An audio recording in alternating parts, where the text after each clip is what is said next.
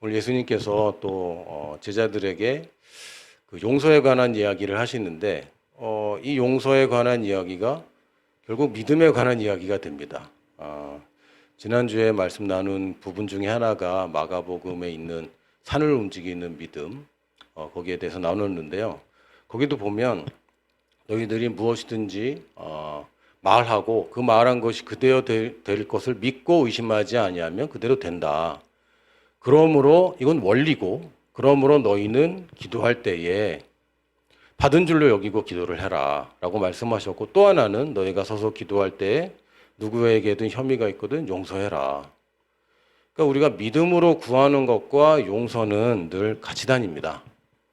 그래서 하나님이 내가 누군가를 용서하지 않으면 하나님이 나를 용서하지 않기 때문에 내가 용서를 해야 된다 라고 생각한다면 이거는 구약의 이야기이고, 이건 거듭난 크리스찬에 관한 이야기가 아니라 이건 유대인들에 관한 이야기입니다. 용서라는 개념이 두 가지가 있습니다. 첫 번째는 죄를 사해 주는 것. 이것도 용서라고 이제 저희들은 이야기를 합니다. 이 죄를 사하여 주는 용서는 이미 이루어졌습니다. 언제? 예수님이 십자가에서 우리 대신 모든 형벌을 다 치르셨을 때 더 이상 우리가 죄에 대한 형벌이 남아있는 게 없습니다. 할렐루야. 남아있는 게 없습니다. 남아있다면 예수님이 다 이루신 게 아니죠. 예수님이 예수님 시절에 그 시기까지 살던 모든 사람의 죄만 용서하신 것이 아니라 예수님이 계실 때부터 지금까지 미래에 있는 모든 죄들도 다 용서를 하셨습니다. 아멘. 그래서 우리가 용서받은 거예요. 그래서 더 이상 하나님께는 죄라는, 내가 죄를 지어서 벌을 받는 개념이라는 것은 없습니다. 더 이상 없습니다. 하나님이 나에게 죄를 묻지 않으십니다. 여러분 혹시 형사사건과 민사사건의 차이를 아세요? 형사사건은 형벌이 있는 겁니다. 쉽게 얘기하면. 이 형벌이 있는 사건들은 형사사건이고, 형벌은 없는데 개인 간의 관계에 문제가 있는 것은 민사사건입니다. 하나님과 더 이상 형사사건은 없어요. 할렐루야. 죄에 대한 그 형벌은 예수님이 다 당한 겁니다. 예수님이 그걸 다 담당하지 않으려면 굳이 십자가에서 그렇게 고통 가운데 죽으실 이유가 전혀 없죠. 예수님이 우리 대신 형벌을 당했기 때문에 우리가 예수 그리스도를 믿는 순간 그분이 나의 모든 죄를 담당하셨다는 것을 믿고 말하는 그 순간 나에게는 더 이상 형벌이 없습니다. 그러니까 하나님과 나 사이 형사상 문제는 없어요. 그리고 나와 내 형제들 간의 형사상 문제도 없어요. 다 민사사건들입니다. 다시 얘기하면 이거 관계적인 이야기이고, 하나님이 믿음을 이야기할 때는 하나님이 그 아들을 보내셔서 그 아들 덕분에 우리가 구원받았을 뿐만 아니라 이제는 그 아들이 되었고 사랑받는 자녀가 되었기 때문에 당연히 아버지를 사랑하고, 여러분 어떠세요? 아버지 사랑하십니까? 육신의 아빠도 사랑하십니까? 마스크를 쓰고 있어서 내가 알 수가 없는데 제가 아이를 키워보니까 제가 부모님의 사랑만 아가페 사랑인 줄 알았는데 자녀의 사랑 또한 아가페 사랑이더라고요. 물론 희생을 하지는 않는 것 같은데 근데 무조건 저를 좋아해 줘요. 여러분 어떠세요? 제가 뭐 사랑받을 만하게 생긴 사람은 아니지 않습니까? 그런데 지난번에 그 놀러 가는데 우리 막내가 물에서 놀 때 애가 아직 잘 못 노니까 아빠가 꼭 필요합니다. 그래서 이제 언니는 뭐 따로 놀고 아빠랑 단둘이 꼭 껴안고 물속에 있는데 저한테 뽀뽀를 하면서 아빠랑 단둘이 있으니까 너무 좋다. 난 너무 행복해. 막 이러는 거예요. 이거 딸이 없으니 알 수가 있나. 안타깝습니다. 근데 그러는데 내가 사랑받는구나. 여러분 자녀가 아빠를 사랑하는 거는 그 본성입니다. 본능입니다. 사랑하려고 애쓰는 거 이상한 거예요. 근데 서로 이제 사람들 사이에서는 서로 상처를 받고 그러다 보니까 이제 용서하고 다시 사랑하고 이런 과정이 필요한데, 상처를 왜 받습니까? 사랑하는 사람이니까 상처받죠. 사랑하지 않는 사람한테 상처 안 받아요.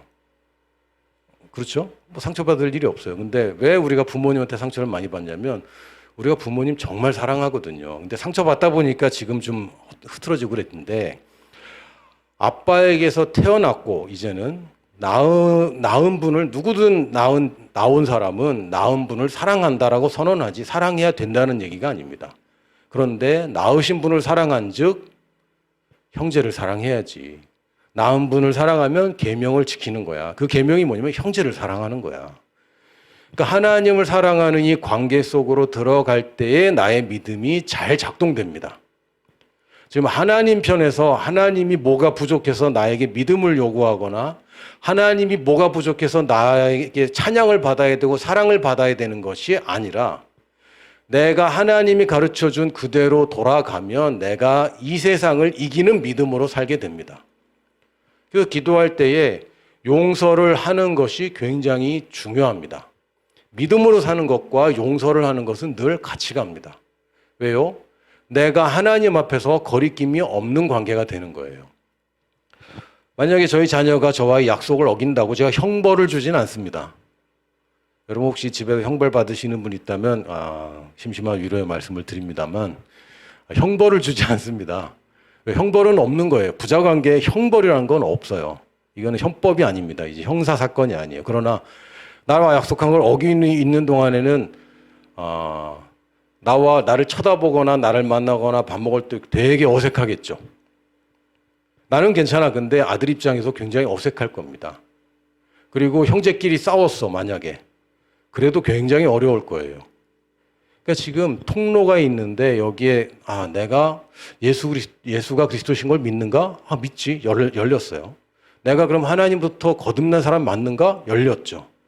그럼 내가 아버지를 사랑하는 게 당연한가? 당연하지. 나는 사랑받는 자녀인데 형제는 사랑 못하겠어. 여기가 잠겨버리면 이 믿음이라는 한 파이프가 작동을 안 하게 됩니다. 왜? 이게 하나이기 때문에. 하나님께로부터 난 자는 하나님을 사랑하는 것이고 하나님을 사랑하면 그 계명을 지키는 것이고 그 계명을 지키는 것이 형제를 사랑하는 겁니다. 이게 다 등식으로 되어 있는 거라서 하나만 어긋나도 뭔가 다 거슬러져요. 그래서 하나님을 사랑하는 자는 형제를 사랑하는 게 마땅하고 그것을 회복하면 회복할수록 내가 믿음으로 세상을 이기는 삶을 살도록 되는 것입니다. 하나님의 말씀에는 아무 문제가 없고 하나님이 주신 믿음에도 아무 문제가 없습니다. 단지 내가 지금 뭔가가 지금 어그러져 있고 잘 안 돌아가고 있을 뿐입니다. 우리가 믿음에 관해서 얘기할 때마다 난 믿음이 적어요. 이런 이야기를 많이 합니다. 이거 겸손이 아닙니다. 이거는 무식한 겁니다. 여러분, 믿음은 크고 적고를 별로 중요하게 여기지 않습니다. 제자들은 믿음이 작아요. 저는 믿음이 적어요. 그럴 때마다 예수님의 방향은 뭐냐면 믿음이 있냐 없냐. 이게 중요한 거예요. 믿음은 작은 것은 아무 중요하지 않아요. 오늘 말씀에서 또 보면 겨자씨만한 믿음. 정확하게 번역하면 사실은 겨자씨 같은 믿음. 겨자씨만하다는 건 이제 강조하려고 그렇게 번역을 했나 본데 정확하게 하면 겨자씨 같은 믿음. 아주 작은데 심으면 크게 나는 믿음. 그러니까 심을 때 큰 거 심는 것은 의미가 없어요. 여러분 겨자씨를 큰 거 심으면 큰 거 나오고 작은 거 심으면 작은 거 나옵니까? 의미가 없잖아요. 여러분 씨 심을 때마다 제일 큰 놈으로 심어야지. 이런 분 계세요? 없습니다. 없어요. 씨는 어차피 작은 것이고 이건 그냥 원래 작게 시작하는 거고 적은 거지만 그게 작동되는 것입니다. 믿음은 있느냐 없느냐가 중요한 것이지 크냐 적으냐는 그게 중요하지 않아요. 왜? 있기만 하면 그건 커지기 때문에. 있기만 하면 그것은 자라기 때문에. 생명은 있기만 하면 그것이 성장해서 결국 더 많은 생명들을 낳기 때문에 믿음이라는 것은 있냐 없냐의 차이입니다. 있느냐 없느냐 둘 중에 하나예요. 중간은 없어요. 믿음이 있긴 있는데 적어요. 있는 겁니다. 그럼 나는 믿음이 있다라고 얘기해야죠. 여러분 믿음이 있습니까? 믿음의 종류는 딱 하나입니다. 예수가 그리스도이심을 믿는 그 믿음 한 종류입니다. 하나님을 신뢰하는 그 믿음 한 종류이지 구원받은 믿음 따로, 치유받는 믿음 따로, 재정적인 믿음 따로, 관계적인 믿음 따로 아닙니다. 믿음은 오직 하나입니다. 하나님과 그분의 말씀을 믿는 믿음은 한 종류일 뿐이에요. 근데 나타나는 형태가 많이 다를 뿐이죠. 예를 들면 전기. 전기는 한 종류입니다. 맞습니까? 미국에서 쓰는 종류랑 한국에서 쓰는 전기랑 다른 종류의 전기인가요? 그건 아니죠. 물론 이제 볼트 수가 다르고 되지코가 좀 다르긴 하지만 전기라는 종류는 온 우주에 단 한 종류입니다. 전자가 흐르는 것 단 한 종류입니다. 다른 종류의 전기가 없어요. 근데 이 전기가 나타날 때 어떤 경우는 운동 에너지로 나타나고 모터를 돌리거나 선풍기를 돌리거나 전기 자동차가 굴러가거나 혹은 열 에너지로 나타나고 전열기를 돌리거나 혹은 빛 에너지로 나타날 뿐입니다. 전기라는 건 한 종류인데 여러 분야에서 각종 그 기계마다 다르게 나타날 뿐이죠.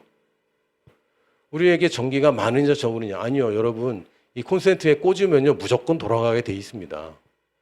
이거 용량이 부족한 거 아니야? 이거 걱정하실 필요 없어요. 왜요? 우리는 하나님께 플러그 돼 있는 사람들이기 때문에 우리의 믿음은 이 땅에 있지 않고 이 땅의 이론에 있는 것이 아니라 천지를 창조한 그분의 말씀의 믿음을 갖고 있는 것이기 때문에 영원 무궁하고 닳지 않고 해지지 않는 영원한 믿음입니다. 우리의 원천은 소스는 바로 거기에 있어요. 그리고 로마서 12장 3절에 보니까 우리에게 믿음을 다 나눠주셨대요. 저는 없는 것 같은데요. 그건 당신 느낌이고 당신 없어요? 있어요? 믿음이 있습니까? 없습니까? 있습니다. 믿는 자에게 이런 표적이 따르니 병든 자에게 손을 즉 낫는다. 귀신을 쫓아낸다. 새 방언을 말한다. 이런 표적이 따른다라고 했을 때 그 믿는 자는 바로 앞 구절에 누구든지 믿으면 구원받는다. 바로 그 믿음입니다. 예수 그리스도를 영접하고 믿은 그 사람은 이제 우리는 믿음으로 살 수 있는 충분한 믿음을 가졌습니다. 내게 주신 은혜로 말미암아 우리 은혜로 받은 거잖아요. 너희 각 사람에게 말하노니 마땅히 생각할 그 이상의 생각을 품지 말고 야 너무 생각 많이 하지 마. 너희 생각을 아무리 해봤자 알 수 있는 게 없어. 여러분 생각해 보세요. 제가 어저께 저녁에 뭐 먹을게요? 생각 많이 해보십시오. 제가 어저녁에 뭐 먹었는지 깊이 생각하면 생각할수록 알 수 있습니까? 어차피 몰라요. 알려줘야 아는 거지. 생각 많이 하는 게 아니고 듣는 겁니다. 말씀은. 어저께 짜장면 먹었습니다. 여러분 제가 어저께 뭐 먹었는지 아시죠? 깊이 생각해서 아는 거 아니잖아요. 이제 아는 거예요. 아 짜장면 먹었대. 그러면 짜장면 먹은 거죠. 의심하시는 분 계십니까? 뭘 의심하고 있어. 왜 거짓말을 해? 그런 거 아니죠. 그러니까 잡생각 너무 하지 말고 이게 맞냐 틀리냐 어쩌고 막 네가 어차피 알 수 없어. 하나님이 정말 계신가? 알 수 없어요. 그거 증명할 수 있으면 누군가 증명했겠지. 그건 증명의 영역이 아니라 믿음의 영역입니다. 그러니까 생각만 자꾸 붙잡지 말고 오직 하나님께서 각 사람에게 나누어 주신 각 사람 그냥 통쳐서 인류 아니고 통쳐서 크리스찬 아니고 각각의 사람에게 everybody 한 사람 한 사람에게 나누어 주신 믿음의 분량대로 지혜롭게 생각하라. 그러면 목사님 믿음의 분량이 다 다르잖아요 라고 얘기하는데 영어로 보면요 이게 the measure of faith입니다. measure가 아니고 the measure예요. 그러니까 같은 분량이란 뜻이에요. 구원받는 그 믿음 아주 겨자씨 같은 그 믿음 아주 작은 그 믿음은 우리가 하나님이 다 주셨다는 얘기입니다. 저는 믿음이 없어서 이걸 못해요. 아니요. 그거 속은 겁니다.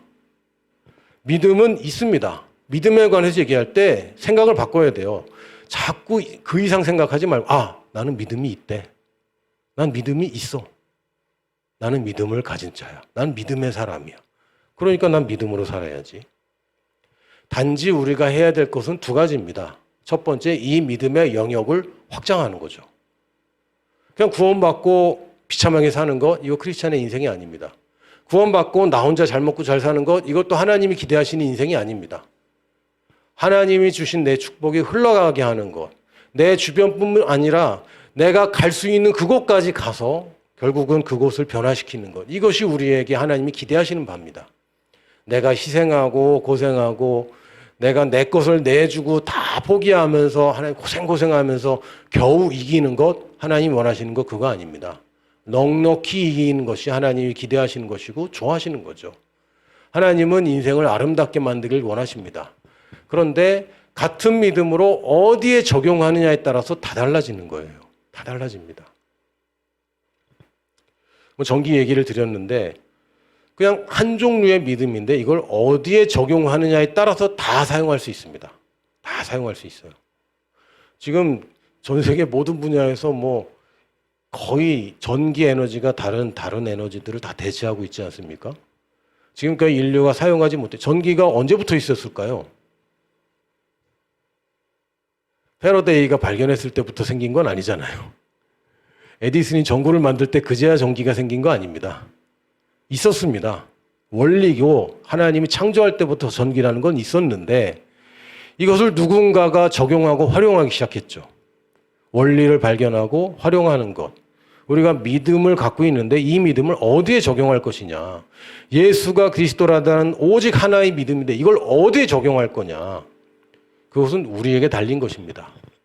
우리가 게임을 해서 이겨서 그것을 차지하는 게 아니라 이긴 것을 우리는 정복하는 것입니다.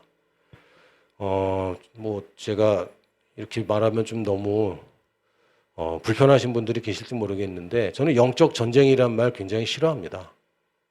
전쟁은 끝났다고 그랬는데 또 영적 전쟁을 한다고 얘기해서 저는 그거 싫어합니다. 전쟁은 끝났다고 되어 있습니다. 근데 우리가 자꾸 영적 전쟁 그러면 마치 우리가 질 수 있는 게임을 하는 것처럼 느껴지거든요. 다른 분은 안 그래도 저는 좀 그래요. 그래서 저는 영적 전쟁 싫어합니다. 영적 싸움이나 영적 진압 이런 말을 좋아합니다. 영적 진압이라는 말을 아무도 안 써요. 저만 씁니다.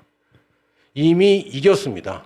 이미 이겼고 나에게 주신 것인데 스스로를 메뚜기처럼 보고 있다면 그건 속아서 뺏기는 것이지 지는 것이 아닙니다. 근데 결국은 지는 것 같은 똑같은 양상을 얻게 되죠. 우리는 이미 이겼고 하나님 우리와 함께 하시고 하나님의 말씀에 우리는 이미 정복자보다 더한 자들이라고 선언했습니다. 하나님이 나와 함께 하시기 때문에 하나님이 가는 곳마다 내가 따라가야 된다고 얘기 안 하시고 하나님 뭐라고 하시냐면 네가 가는 곳마다 내가 밟는 땅마다 할렐루야. 하나님이 주신 축복은 어마어마합니다. 여호수아 1장 3절은 하나님께서 여호수아에게 하시는 말씀이에요. 내가 모세에게 말한 바와 같이 너희 발바닥으로 밟는 것은 모두 내가 너희에게 주었노니. 주겠다, 주었다. 줬답니다. 그러면 이스라엘이 이미 가나안 땅 정복했습니까? 안 했는데. 이것은 예약을 확정했다라고 보시면 됩니다. 예약을 확정했어요. 여러분이 뭐 비행기 표를 예약하건 뭐하건 비행기가 여러분 앞에 오기까지 내가 비행기 앞에 가기 전까지 타는 건 아니죠. 그러나 예약이 확정이 오고 이 메일이 오거나 뭐가 오면 그건 된 겁니다. 이미 확정된 거예요. 내가 그 시간에 거기 가면 비행기를 탈 수 있는 것이고 내가 그 시간에 거기 가면 그 호텔에 내가 묵을 수 있는 겁니다. 왜? 예약이 확정되었기 때문에.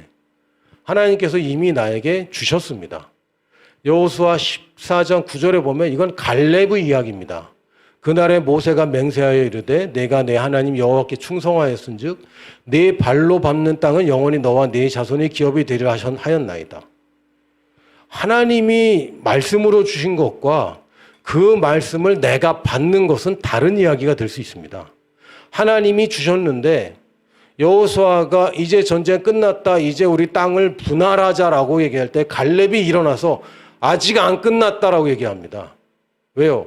내가 밟을 땅이 더 있다고. 왜? 약속은 무엇이냐면 약속은 내가 밟는 땅을 나에게 주겠다고 약속했으므로 나는 더 밟겠다라고 얘기하는 겁니다.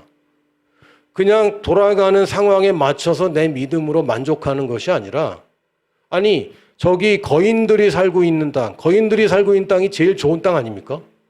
강력한 자들이 살고 있는 땅, 그 사람들이 왜 나쁜 땅에 살아요? 제일 좋은 땅, 제일 좋은 안악 자손들이 살고 있는 그 땅을 내가 밟겠다. 나에게 달라. 이건 내 거다라고 이미 주장하는 겁니다. 이게 믿음으로 우리가 영역을 확장하는 겁니다. 저는 치유는 저는 잘 몰라요. 아니요. 성경에 있는 하나님의 약속이 얼마나 많이 있습니까? 그가 채찍에 맞음으로 너희가 나음을 얻었다라고 얘기합니다.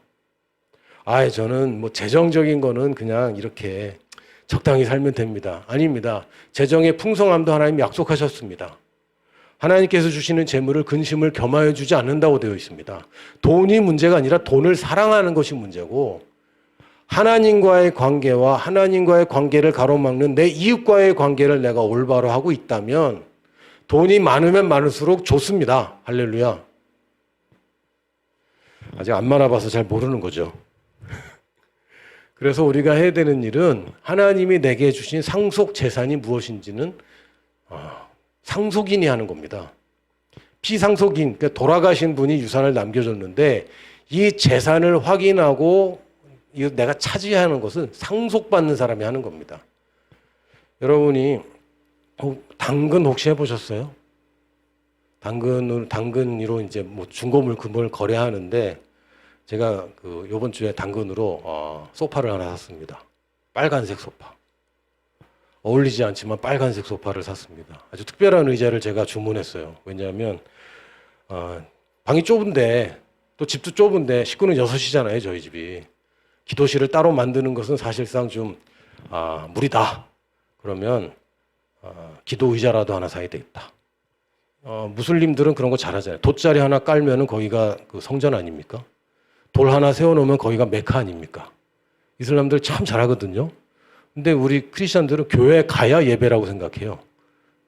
아닙니다. 장소를 구별하는 건 굉장히 지혜롭습니다. 그래서 특별한 빨간 의자, 소파를 샀는데 지금 맞는 테이블을 찾는데 테이블이 없는 거예요. 어떻습니까? 여러분, 리스트에 있는 건 주문하면 됩니다. 리스트에 없는 건요, 주문이 안 돼요. 하나님의 말씀에 이건 네 거야 라고 한 건 주문하면 내 겁니다. 할렐루야. 근데 하나님의 말씀이 없는 걸 가지고 자꾸 씨름하는 분들이 있는데 그렇게 할 필요가 없어요. 그리고 리스트에 있는지 없는지 자꾸 이게 있나 없나 기도해도 되나 안 되나 이게 주님의 뜻인가 아닌가? 리스트를 확인하는 겁니다. 판매 품목에 뭐가 있는지 상속 재산 목록에 뭐가 있는지를 말씀에서 확인하십시오. 말씀에 이건 내가 너를 주었다. 너는 내 사랑하는 아들이다. 그럼 사랑받는 아들이라는 그 자격은 내가 주문하면 내 겁니다. 할렐루야. 더 이상 주님 앞에 갈 때마다 죄송하고 미안하고 그거 이상한 거예요. 아이들이 어버이날이라 생일 때 편지를 써주잖아요. 절반이 무슨 얘기냐면 미안하다는 얘기입니다. 죄송하다는 얘기. 아빠 말 잘 안 들어서 미안해요. 또 뭐 청소를 안 해서 미안해요. 책을 안 읽어서 미안해요. 공부를 잘 안 해서 미안해요. 언니랑 싸워서 미안해요. 뭐 미안하다는 말 잔뜩 씁니다. 그거 보면 여러분 기쁘세요? 부모로서 그거 보면 얘가 정말 뉘우치고 있구나. 저는 그런 거 안 기쁩니다. 나는 그냥 얘가 얼마나 아름답고 얼마나 착하고 내 보기에 아빠보다 더 훌륭한 인생을 살 기대감에 부풀어 있는데 자기는 이것도 안 되고 이것도 못하고 있어 미안하다. 이런 말 듣고 싶은 거 아닙니다. 하나님도 그거 좋아하는 게 아닙니다. 물론 우리가 돌이키는 거 기뻐하십니다. 돌이키기만 해야지 돌이켜서 또 저 멀리 밑바닥으로 내려가는 건 하나님 좋아하시는 게 아니에요. 하나님이 말씀하신 것이 있다면 그것으로 내 믿음의 영역을 확장하는 것은 내 몫입니다. 하나님은 가나안 땅 전체를 주셨고 헤브론 땅을 차지하는 것은 갈렙이 선택할 때에 그에게 주어지는 것입니다. 그냥 예수님 믿고 난 구원받은 걸로 나는 족합니다. 아니요, 족하지 않습니다. 여러분 5만 원짜리가 왼쪽에 떨어져 있고 5천 원짜리가 오른쪽에 떨어져 있다면 여러분 뭘 주실 겁니까? 둘 다 주셔야죠. 물론 5만 원짜리 먼저 줍습니다만은 5천 원짜리를 가치 없다고 버리지 않습니다. 우리 영혼이 구원받는 거, 천국 가는 거 그게 제일 중요한 겁니다. 맞습니다. 그러나 그것만 바꾸서 이 땅에서는 비참하게 사는 크리스찬으로 사는 것, 그 비참한 사람이 전하는 복음을 누가 듣겠습니까? 누가 그 사람처럼 되고 싶겠습니까? 아닙니다. 여러분 돈이 없다고 제가 정죄하는 것 아니고 몸이 아프다고 정죄하는 게 아니라 그런 상황에서도 기뻐할 수 있다면 좋습니다. 그러나 하나님이 주신 것은 치유의 말씀이고 재정적인 풍요로움의 말씀이고 누구든지 무시하지 못하는 그 사람으로 올바로 서는 말씀이고 구약의 어느 사람이 가난하게 끝난 사람이 있고 아프게 끝난 사람이 있고 사람들 앞에서 칭송받지 못한 채 끝나는 사람들이 어디 있습니까? 하나님의 축복을 우리가 확인하고 그걸 믿음으로 취하는 것입니다. 또한 우리가 취해야 될 가장 중요한 상속은 뭐냐면요.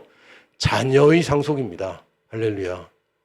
하나님 아브라함에게 너 애써서 힘써서 아들 많이 낳아라 이랬습니까? 하늘의 별을 세봐라. 못 세겠는데요. 야 저기 사막의 모래알을 좀 세봐봐. 못 세겠는데요.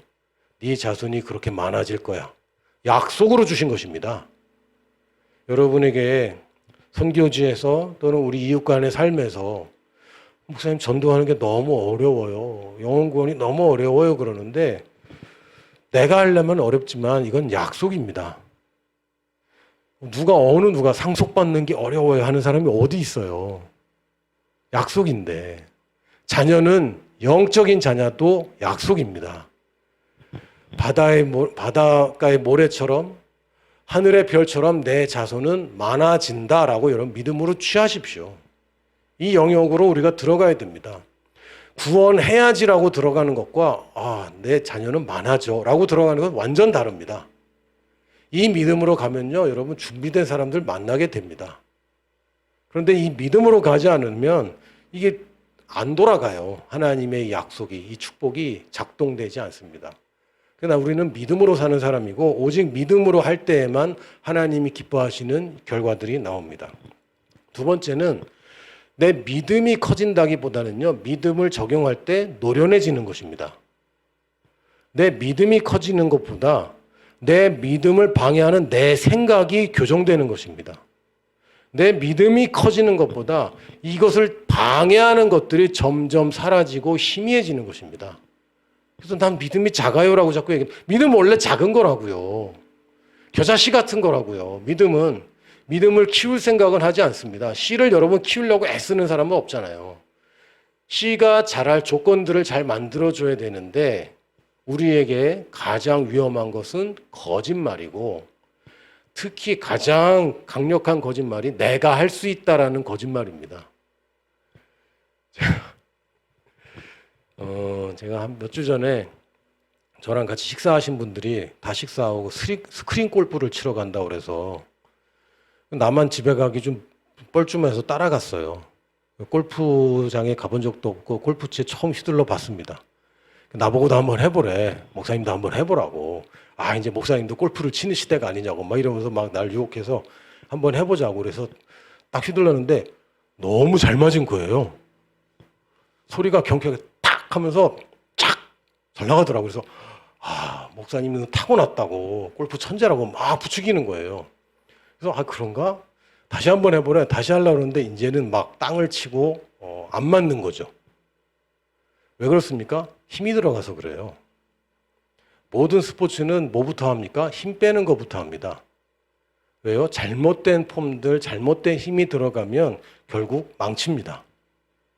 지금 우리가 인생을 시작할 때 하나님의 말씀에 근거해서 인생을 시작했다면 참 좋겠으나 그리고 오직 우리가 듣는 모든 메시지, 듣는 모든 것들, 읽는 모든 것들이 오직 하나님의 말씀이라면 좋겠으나 그렇지 않잖아요. 자기 힘 많이 들어가 있거든요.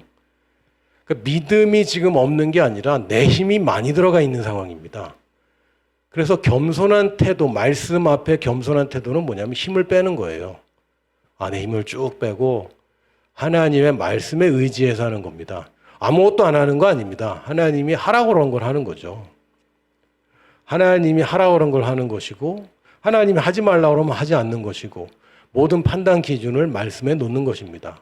실패를 두려워하지 않습니다. 왜요? 난 지금 배우는 과정이고 힘 빼는 과정이기 때문에 지금 경기를 나가는 모든 경기는 연습 경기일 뿐이에요. 할렐루야. 본 게임에서만 이기면 됩니다.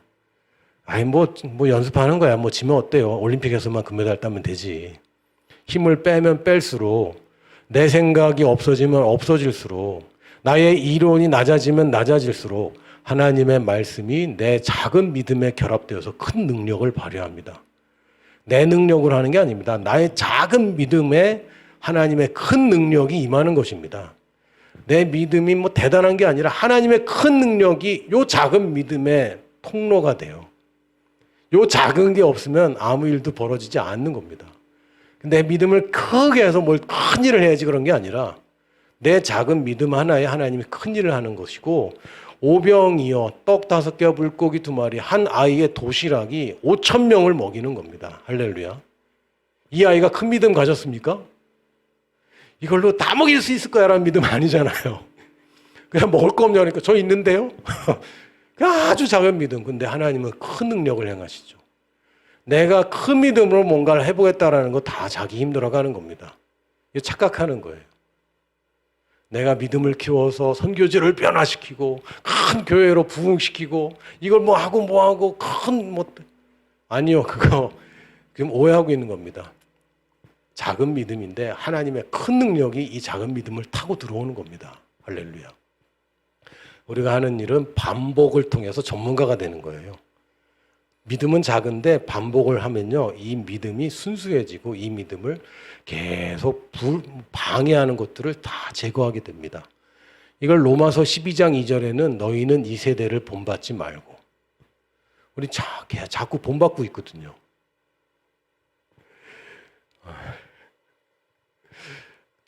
최근에 소울리스 좌라는 분이 굉장히 유명했었어요. 용인 에버랜드에 아마존이라는 탈 것이 있는데 거기서 안내해주는 뭐 다쳤습니다. 뭐 조금 이렇게 하는 사람 있어요. 그분이 떠갖고 모든 초등학생이 그 에버랜드 아마존 안내를 다 외우기 시작합니다. 써서 외우더라고요, 애들이. 잘 모르시죠? 잼민이들이, 잼민이라고 부르는데 우리 대한민국의 모든 잼민들이 소울리스 좌를 따라서 그 노래를 다 외우고 있는 거예요. 그걸 안 외우면 애들하고 소통이 안 되는 거야.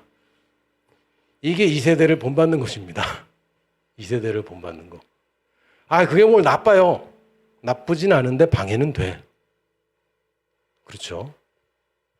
쳐다보지 않고 얘기해야지. 많이 있습니다. 나쁜 것이냐? 근데 방해는 돼요. 이 세대를 본받는 것, 여러분이 잘 분별하셔야 됩니다. 그게 게임일 수도 있고, 그것이 먹는 것일 수도 있고, 그것이 또 축구일 수도 있고요. 제가 안 쳐다봅니다. 누구 한 사람 겨냥해서 하는 얘기가 아니기 때문에. 근데 이 세대를 본받는 것, 나도 모르게 이 세대를 본받고 있는 거예요. 이건 해야 돼. 그래도 이 정도는 있어야지. 아무리 그래도 뭐 한 달에 한 번 외식은 해야지. 그게 말씀입니까? 이 세대입니까? 하지 말라, 그거 하면 죄다, 이런 얘기 아닙니다. 근데 우리가 분별은 하고 있어야 돼. 하더라도 이건 이 세대야. 내가 이걸 하지만 본받지는 말아야 되겠다. 여러분, 이거 주의해야 됩니다. 왜요? 이 세대를 본받지 말라고 되어 있기 때문에. 근데 자꾸 하면 본받게 돼 있어요. 오직 마음을 새롭게 함으로 변화를 받아. 여기서 마음은 마인드입니다.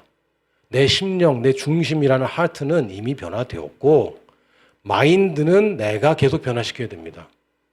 하나님이 선하시고 기뻐하시고 온전하신 뜻이 무엇인지 분별해라. 계속 반복하는 겁니다. 가만히 있으면 내가 왜 의심하고 있어? 또다시 아니지. 하나님이 된다 그랬으면 되는 거지. 사역이 요새 너무 힘들어요. 내가 무슨 소리를 하는 거야? 힘들다니. 내 힘으로 하니까 힘들지. 나의 작은 믿음이지만 하나님의 능력으로 하는 거지. 내가 힘들 일이 없지. 내가 힘들면 안 하면 되지. 할렐루야. 힘들게 하는 거 하나님 원하시는 거 아니에요. 기쁨으로 하는 걸 원하시는 거죠. 늘 깨어서 분별하는 겁니다. 그럼 반복하는 겁니다. 뭘 반복하냐면 듣는 것을 반복해야 됩니다. 새로운 거 듣는 게 좋습니다. 들었던 거 또 듣는 거 너무 지루하죠. 그래서 이건 강제로 해야 돼요. 강제로.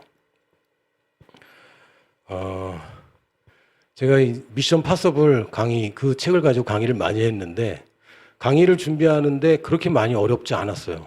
왠지 아세요? 제가 후보생 기간을 한 3년 반 정도 했고요. 그 3년 반 동안 요나 선교학교를 굉장히 많이 했습니다. 그러면 요나 선교학교에 이제 후보생이니까 가서 앉아 있어야 되는 거예요. 후보생이 안 앉아 있으면 어떻게 해?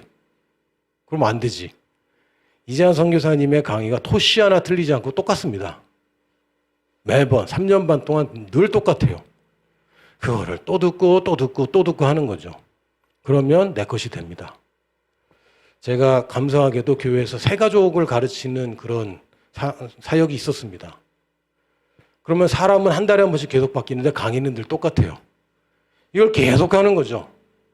한 100번 정도 한 것 같아요. 똑같은 강의를. 그러면 내 것이 됩니다. 내가 듣는 것을 계속하고 말하는 것을 계속하면요. 그게 나의 이론이 되고 나의 사상이 되고 나의 가치관이 됩니다. 그렇게 하라는 거예요. 그래서 유대인들은 묵상 그러면 하가라는 단어입니다. 히브리어로. 하가는 외치다 말하다는 뜻이에요. 깊이 말씀을 묵상하는 거. 이것도 좋은 겁니다. 그러나 이것은 사실 동양의 명상입니다. 동양 종교에서 나온 거예요. 원래 유대인들은 깊이 가만히 생각하는 거 하지 않습니다. 어떻게 하냐면 하나님의 말씀을 중얼중얼 계속 얘기해서 그걸로 세뇌시키는 걸 묵상이라고 합니다. 말씀의 묵상은 말씀을 깊이 생각해서 이 숨어있는 뜻이 무엇인지를 적용하려고 애쓰는 게 아니라 의심하지 말아라 그러면 나 의심하지 말아야지. 내 생각을 바꾸는 게 묵상입니다. 깨닫긴 했는데 내 생각이 그대로다. 그럼 안 한 거죠. 아무 의미가 없는 거예요. 깨달아서 뭐 합니까? 생각할 거 이상의 생각을 할 필요가 없다니까요. 깊이 깨닫는 게 묵상의 목적이 아니라 삶을 변화시키는 것이 말씀의 묵상의 목적이고 내가 반복해서 말하는 것입니다. 계속 중얼중얼 얘기하는 거예요. 암송하고 말하는 겁니다. 여러분 암송하려고 애쓸 필요 없어요. 똑같은 구절을 100번 그냥 따라 하시죠. 매일 100번을 해봐요. 외워집니다. 외우려고 하니까 고통스럽잖아요. 그냥 오늘도 나는 펴서 그 말씀을 또 읽는 거예요. 하루에 10번씩 읽겠다. 좋습니다. 내게 필요한 믿음의 분야가 뭡니까? 사역의 돌파입니까? 그럼 하나님이 이 산지를 내게 주신다는 말씀을 100번 읽으시고 1000번 읽으세요. 그러다 보면 외워지고 그걸 계속 고백하면 나의 믿음이 되어버립니다. 믿음은 늘 말하는 것과 결부되죠. 그러고 나면 내가 행할 수 있는 나의 가치관이 변합니다. 할렐루야. 이렇게 영역을 확장하는 것과 또 반복함으로 우리가 노련해지는 것, 이것을 우리가 다른 말로 믿음이 성장한다라고 표현합니다. 그런데 믿음이 여전히 겨자씨 같아요. 믿음의 영향력이 성장하는 것이죠. 내 믿음은 예수가 그리스도이심을 믿는 이 겨자씨 같은 믿음 하나입니다. 나는 믿음이 적어. 착각하지 마세요. 원래 작은 거예요. 작은 건데 영역을 내가 확장하는 것과 노련해지는 것, 여기에 우리가 집중하는 것입니다. 우리가 믿음의 영역에 살기로 결단하십시오. 감각의 세계와 믿음의 세계가 있습니다. 우리가 보는 것이 보이는 것으로 말미암은 게 아니야. 보이는 것은 감각의 세계를 얘기하고 믿음의 세계는 영의 세계를 얘기합니다. 믿음의 세계는 하나님의 말씀이 원칙입니다.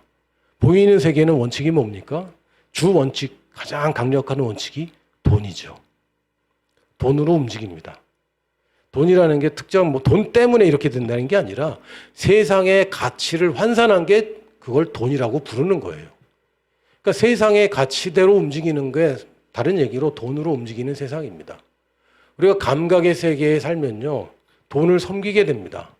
보이는 것에 휘둘리게 되고 염려와 근심과 걱정과 두려움 속에 살게 되고 욕심이 발동되게 됩니다. 이거는 우리에게 원하시는 게 아니에요. 그 영역에 들어가 사는 게 아니라 우리는 믿음의 영역에 사는 것이고 그걸 다른 말로 두 주인을 섬기지 않는 겁니다. 감각의 영역에 사는 것은 하나님을 섬기는 게 아닙니다. 보이는 것으로 따라가는 것은 주님을 따라가는 게 아닙니다. 왜요? 주님은 안 보이시는 분이잖아요. 그런데 왜 보이는 걸 따라갑니까? 그러면 잘못된 목자를 따라가고 있는 것입니다. 망하는 길이죠. 이 망하는 길 특징이 뭡니까? 사람이 많아요. 문이 크고 길이 넓어요. 주의해야 됩니다. 이 세대를 본받으면 안 되죠. 주님을 따라가는 것 힘들다는 이야기 성경에 없습니다. 단지 찾는 사람이 적다. 문이 작다. 길이 좁다. 그래서 많은 사람들이 그 길을 가지 않을 뿐이지 특별히 고생하는 거 아닙니다. 이거 오해입니다. 마태복음 6장 24절 보니까 한 사람이 두 주인을 섬기지 못할 것이니 혹 이를 미워하고 저를 사랑하거나 혹 이를 중히 여기고 저를 경히 여김이라. 너희가 하나님과 재물을 겸하여 섬기지 못하리라. 우리가 감각의 세계를 따라가면 돈을 섬깁니다. 다른 것보다 돈이 가장 심각한 적이 될 수 있어요. 하나님이 우리 힘들게 하려고 이렇게 하는 거 아니죠. 믿음으로 사는 게 훨씬 더 좋기 때문에. 알아요. 병원 가면 치료받을 수 있어요. 그런데 믿음으로 낫는 것은 완치됩니다. 재발되지도 않고 후유증도 없고 부작용도 없어요. 약으로 치료하고 수술로 하면 후유증과 부작용과 입원 기간과 드는 비용. 믿음으로 하면요. 돈이 안 들어요. 돈 얘기하지. 돈을 섬기면 안 됩니다. 믿음으로 사는 것이 훨씬 더 좋은 방식입니다. 내가 걱정하고 근심하고 어떻게든 돈을 벌어내서 사는 거, 그것도 뭐 일종의 방식입니다.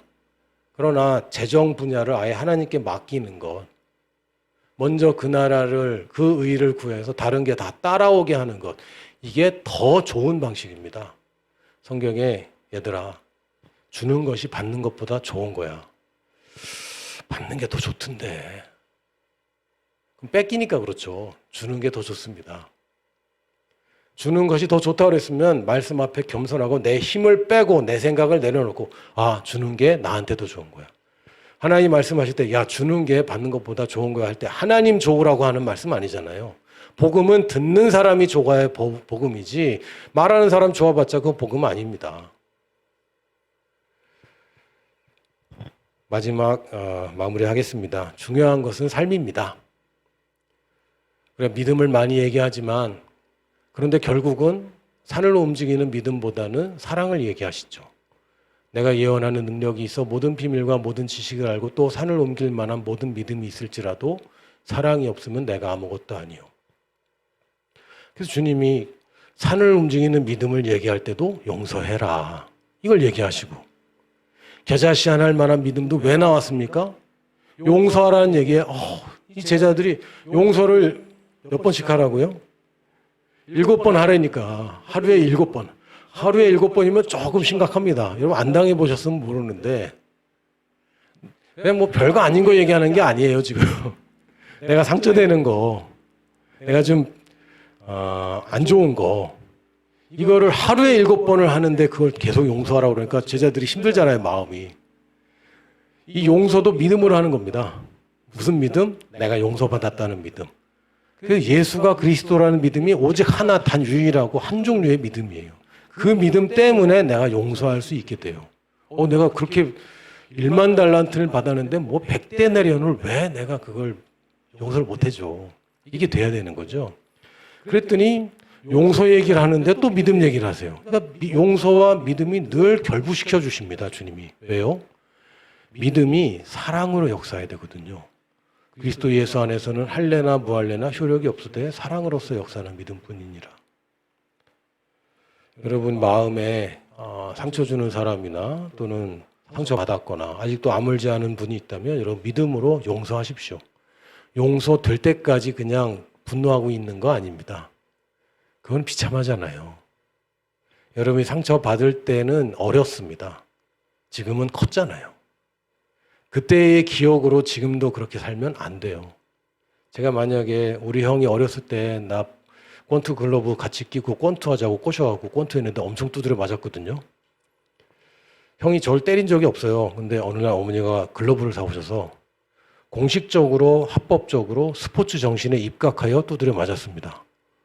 글러브를 끼는 순간 이거는 스포츠인 거죠. 이걸 얘기하는데 전혀 저는 원망이 없어요. 제가 맞을 짓 많이 했거든요, 사실. 근데 그걸 내가 앙심을 품고 그 어린 사람을 때렸다고? 우리 형도 어렸지. 내가 4학년일 때 우리 형이 중1이었죠. 어릴 때 받은 겁니다. 서로 어릴 때. 그걸 가지고 품고 그럴 이유 전혀 없고 속는 겁니다. 왜요? 그 용서하지 않는 그 마음 하나 때문에 지금 하나님이 내 믿음을 통해서 역사실이 어마어마한데 그게 안 돼요. 그럼 믿음을 여러분 순전하게 하십시오. 용서하지 못하는 거 오늘 그냥 다 버리셔요. 뭐라고 얘기하냐면 내가 누구누구를 용서한다라고 말하는 겁니다. 그냥 말하는 겁니다. 요셉처럼. 요셉은 참 지혜로워요. 아들 이름을 므낫세라고 짓더라고요. 므낫세 잊어버렸다. 이상하지 않습니까? 얼마나 상처가 많아요. 형 10명이 자기를 죽이려고 했고 노예가 됐고 속았고 거짓말 모함당하고 죄수가 됐고 외면당했고 그러다 총리가 됐는데 옛날 받은 상처가 계속 기억나잖아요. 아들 이름을 잊었다라고 짓는 겁니다. 아들 볼 때마다 잊었다. 더 기억날 것 같잖아요. 여러분 이 기억에서는 안 없어져요. 근데 그게 의미가 없어져요. 잊었기 때문에. 용서도 마찬가지입니다. 용서는 내게 받은 상처를 내가 치료해버리는 거예요. 이 사람이 와서 나한테 사과할 때까지 기다리지 마십시오. 왜요? 이게 믿음으로 사는 것을 방해하기 때문에. 우리가 믿음으로 산다는 것이 여러 가지가 있지만 오늘 마무리는 용서로 마무리를 합니다. 마음속에 떠오르는 그 사람, 여러분 사람 안 들리게 얘기하세요. 지금 마스크 안에서 짧게 얘기하세요. 내가 누구 용서한다. 주님 감사합니다. 나를 용서해 주셔서 나도 용서합니다. 그 아버지의 그 아들 아닙니까? 할렐루야. 우리는 용서하는 사람들입니다.